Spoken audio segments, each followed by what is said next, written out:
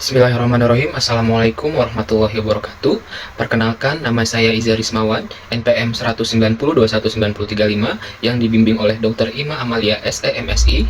Pada kesempatan kali ini, izinkan saya untuk memaparkan hasil penelitian saya yang berjudul Pengembangan Geopark Raja Mandala dalam mendukung pembangunan nasional dan daerah yang berkelanjutan. Latar belakang pada penelitian ini didasarkan pada isu pengembangan potensi daerah, yaitu salah satunya dilakukan melalui pengembangan kawasan dengan konsep geopark. Nah, geopark sendiri merupakan suatu wilayah ekonomi di mana di dalamnya itu terdapat unsur-unsur geologi seperti geodiversity, biodiversity, dan culture diversity, dan nantinya pengembangan geopark ini dapat meningkatkan perekonomian masyarakat lokal itu sendiri. Saat ini Indonesia berada di peringkat 5 dunia dengan perolehan 8 UNESCO Global Geopark, seperti yang dapat dilihat pada tabel 1.1. Selanjutnya, pengembangan geopark ini tentunya berkontribusi bagi upaya Indonesia dalam mencapai target SDGs dan tertuang dalam RPJMN Nasional Indonesia tahun 2020-2024 sebagai bagian destinasi pariwisata prioritas. Nah, di Jawa Barat sendiri, geopark yang memiliki potensi dikembangkan menjadi geopark nasional salah satunya adalah Geopark Raja Mandala di Kabupaten Bandung Barat. Namun, dalam proses pengembangannya ini terdapat benturan kepentingan antara kepentingan pemerintah dan masyarakat, di mana pemerintah ini ingin menjadikan wilayah Geopark Raja Mandala menjadi wilayah konservasi, namun di sisi lain masyarakatnya sendiri tidak mau karena sebagian tanahnya merupakan tanah milik warga dan kepemilikan lahannya juga susah untuk diklaim oleh pemerintah, sehingga dapat kita lihat pada grafik ini dikatakan bahwa 60% masyarakat Kecamatan Cipatat merupakan berprofesi sebagai penambang. Karena geopark sendiri syarat menjadi geopark nasional tidak boleh ada segala sesuatu yang dapat merusak tiga unsur tersebut, maka hingga saat ini Geopark Raja Mandala belum menjadi geopark nasional, namun sudah diajukan oleh pemerintah daerah sejak tahun 2018, namun sampai sekarang belum membuahkan hasil yang maksimal.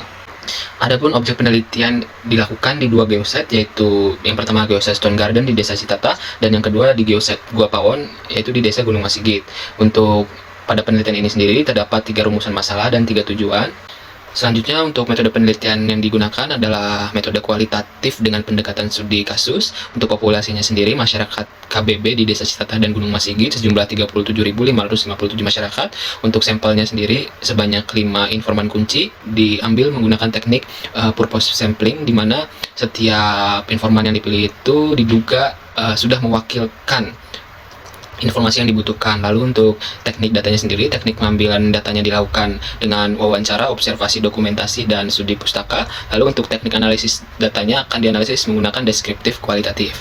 Hasil dari penelitian ini didapatkan bahwa pengembangan Geopark Raja Mandala ini berkontribusi bagi upaya Indonesia dalam mencapai target pembangunan berkelanjutan atau SDGs, di mana target 1 dari 17 SDGs ini, pengembangan Geopark Raja Mandala akan berkontribusi salah satunya bagi target 8, yaitu meningkatkan ekonomi lokal berkelanjutan, target 11 yaitu melindungi warisan budaya dan warisan alam, selanjutnya target 12 yaitu meningkatkan kesadaran pembangunan berkelanjutan, dan ekosistem target 15 ekosistem daratan yang berkelanjutan. Dari hasil wawancara dengan informan kunci, pengembangan Geopark Raja Mandala ini untuk menjadi geopark nasional masih terdapat berbagai kendala, sehingga masyarakat dan pemerintah daerah harus bekerja sama dan saling berkesinambungan dalam mengelola Geopark Raja Mandala ini agar dapat menjadi geopark nasional. Berdasarkan hasil observasi lapangan selama kurang lebih 6 bulan di Geopark Raja Mandala Kabupaten Bandung Barat, berdasarkan hasil wawancara dengan informan kunci, yaitu Kepala Bidang Pariwisata Kabupaten Bandung Barat, organisasi masyarakat, pemerintah Desa Citata dan Gunung Masigit, kelompok sadar wisata, dan Ketua Pokdares Jawa Barat, didapatkan informasi faktor yang mendukung dan faktor penghambat dalam pengembangan Geopark Raja Mandala ini. Yang pertama, faktor pendukungnya itu merupakan tempat penemuan sejarah asal mula peradaban manusia di Tatar Sunda.